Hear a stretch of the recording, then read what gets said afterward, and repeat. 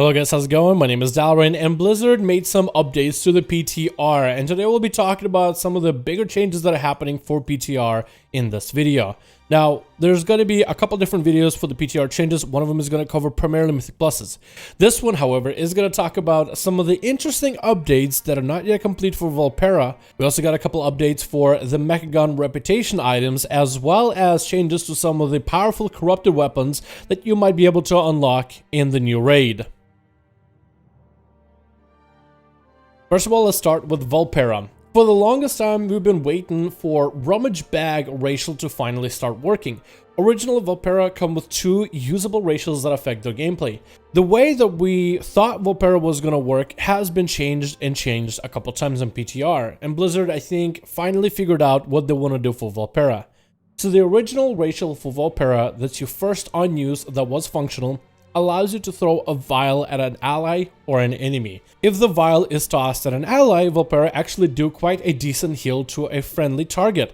However, if it's tossed at an enemy, it does just a little bit of poison damage to an enemy. So the heal generally was stronger than the damage and ability. The damage wasn't anything major, and I did test out the damage before in a separate video. Long story short, it deals decent damage, nothing super substantial or amazing, but there's a lot of room for improvement, as the actual vial toss comes with another racial called Rummage Through Your Bag.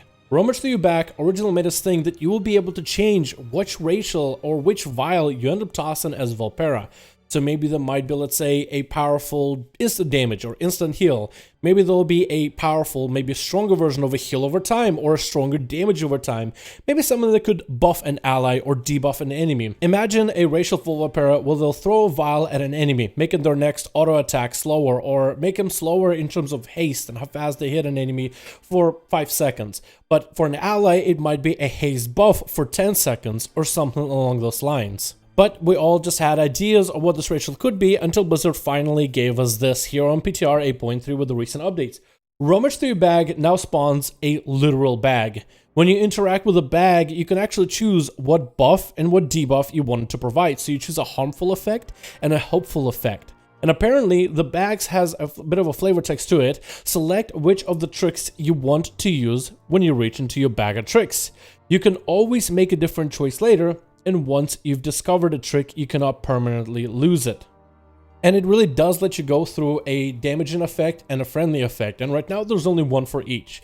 But it does suggest that Vulpera might be able to find other racials somewhere out in the game at a later time. This makes me think that maybe Vulpera will be perfect for anybody who loves exploring, and maybe you'll be able to earn some of these racials simply through exploration.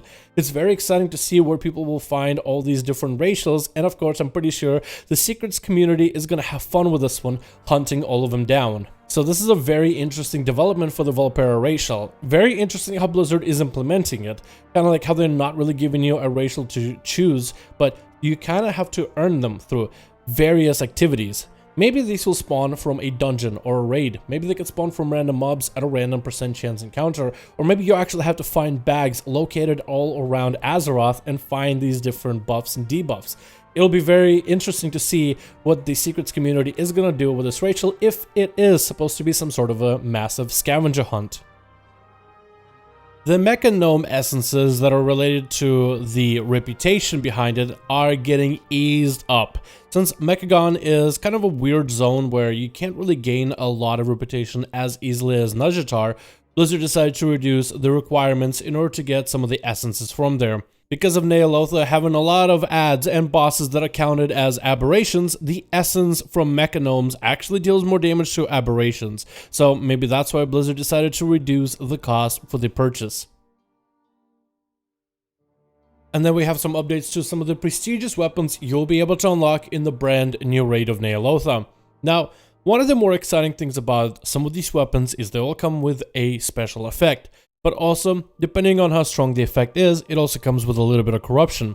So these weapons are going to deadlock certain specs and classes, it seems, with a set amount of corruption, and you will all be able to only go for set amount of corruption gear to make up for extra damage. The idea behind corruption is you don't want to have too much of it, and eventually when you have too much corruption, you start getting a variety of different debuffs that start to impede on your gameplay. Even though, let's say you have a bunch of items that are corrupted, which should be increasing your overall damage, it's very difficult to do when a shadow pool always forms under you every time you want to DPS the boss. So corruption is something that is supposed to be managed by the player.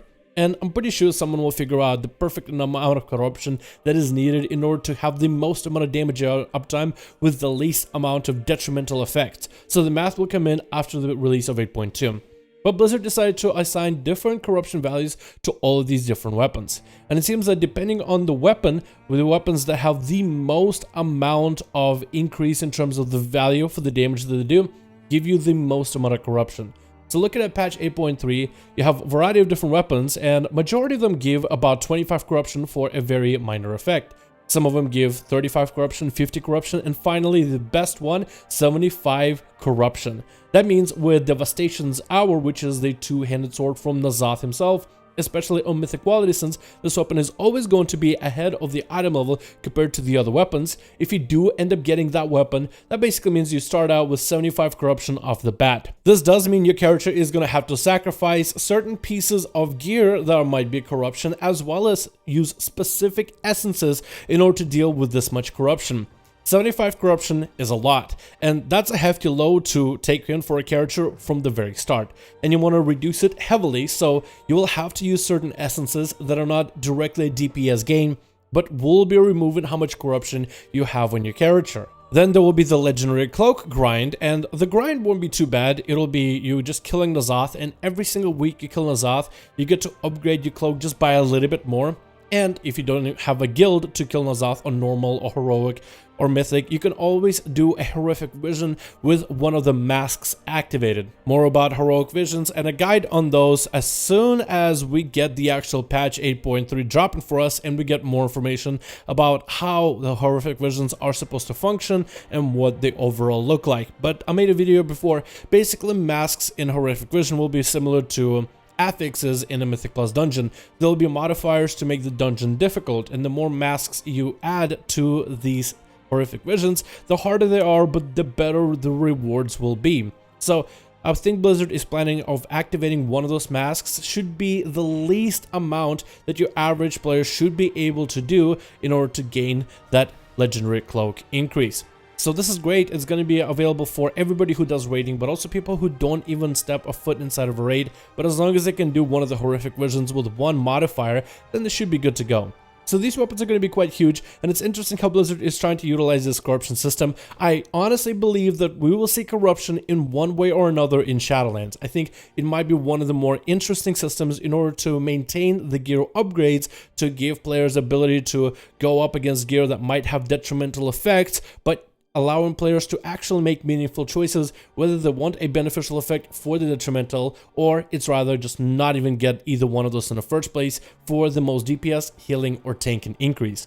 Overall, very interesting how much effort they're putting into this mechanic. Still wondering if we will see it, but I really do believe we will.